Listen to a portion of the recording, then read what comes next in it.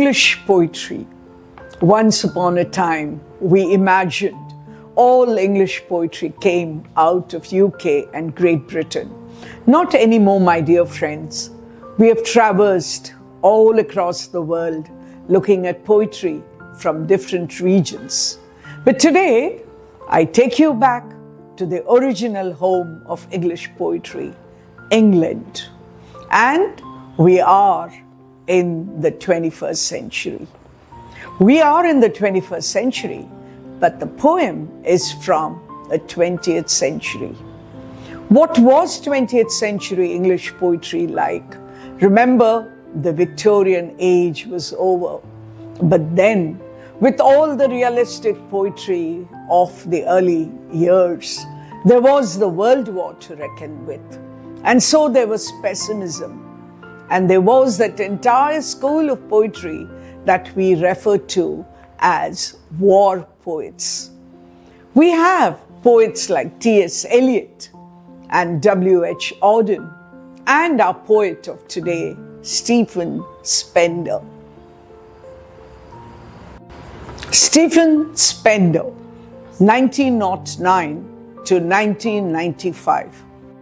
He is of German Jewish lineage, an English poet and essayist, but a total socialist at heart, and a pacifist too. Remember the World War, 2 world wars, but he believed in peace. He was interested in looking at social injustice. The poem today will tell us more about his views on that. He lived in Berlin too, and he was influenced by poets like W.H. Auden. An interesting fact about him is that it was T.S. Eliot, who was then with Faber and Faber, remember the great publishing house, who realized that there was some greatness in this young man and introduced him into the world of letters. He was awarded the Golden Pen Award in 1995. Memoirs, travel books, and poems is what he wrote. Of course, there have been some letters and journals too, which were published later.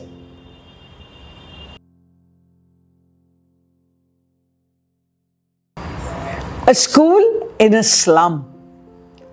We are not unaware of such schools.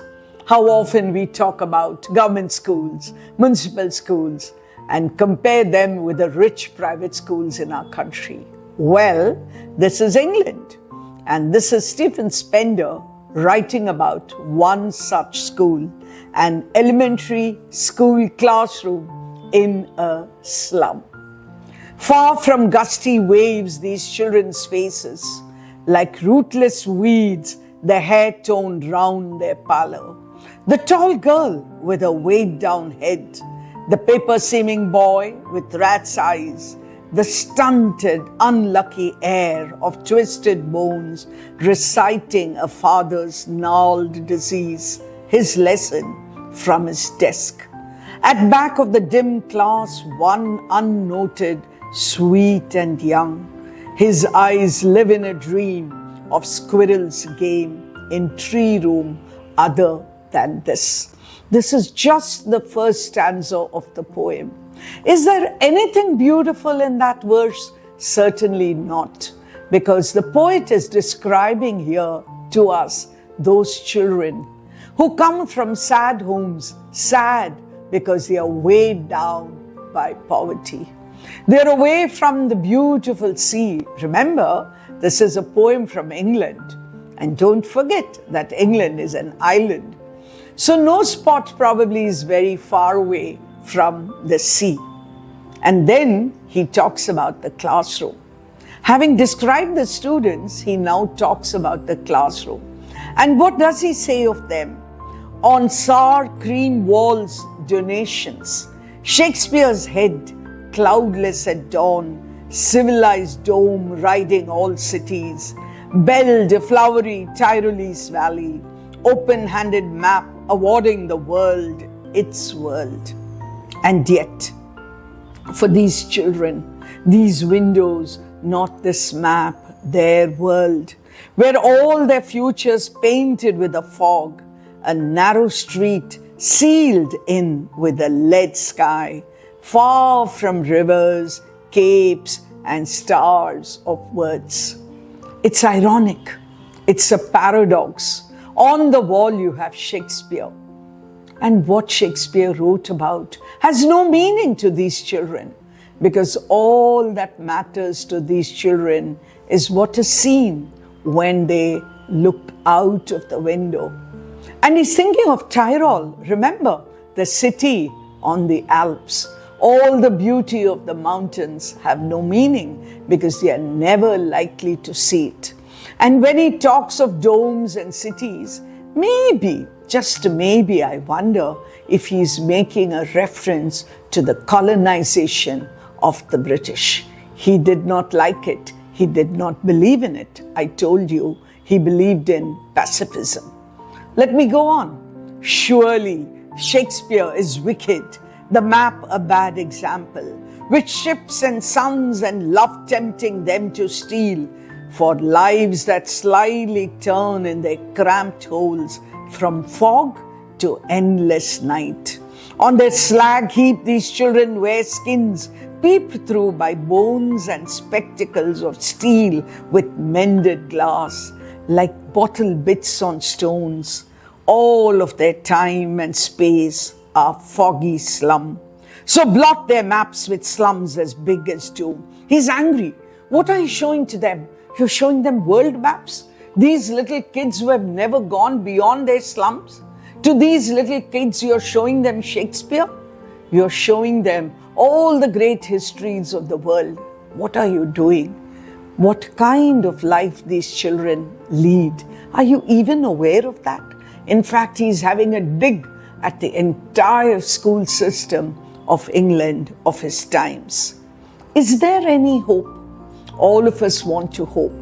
And so he says, unless governor, inspector, visitor, this map becomes their window, and these windows that shut upon their lives like catacombs, break open till they break the town and show the children to green fields and make their world run azure on gold sands and let their tongues run naked into books. The white and green leaves open, history, theirs whose language is the sun. Are you going to give these kids an opportunity to see a better life? Only, he says, if governor, inspector, visitor, only if these people, only if there is sponsorship maybe in case more money comes in, maybe if the government wakes up and decides to do something about these schools. And then he is almost angry when he says, break open all this, get rid of all this so that the children can go out into the green leaves, the leaves of the book, but he is also talking of the leaves of the natural world outside. Is there hope? Maybe he leaves us with that feeling that there should be some change for these children to live a better life.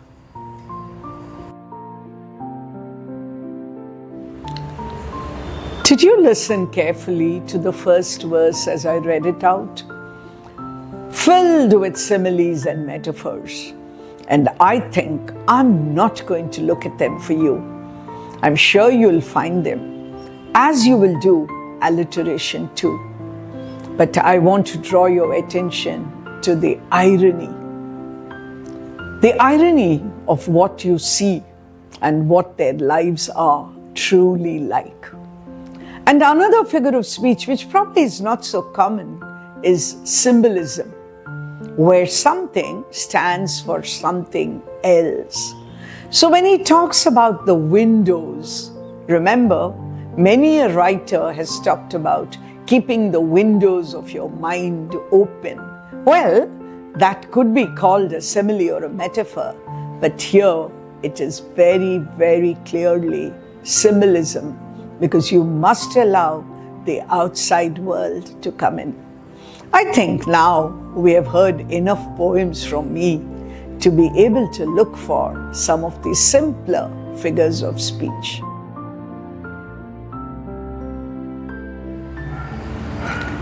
A poem which was written about 100 years ago, and to me it is as true today in our country as is being described here. Is there hope for our children, the poor who go to the municipal schools or the government schools?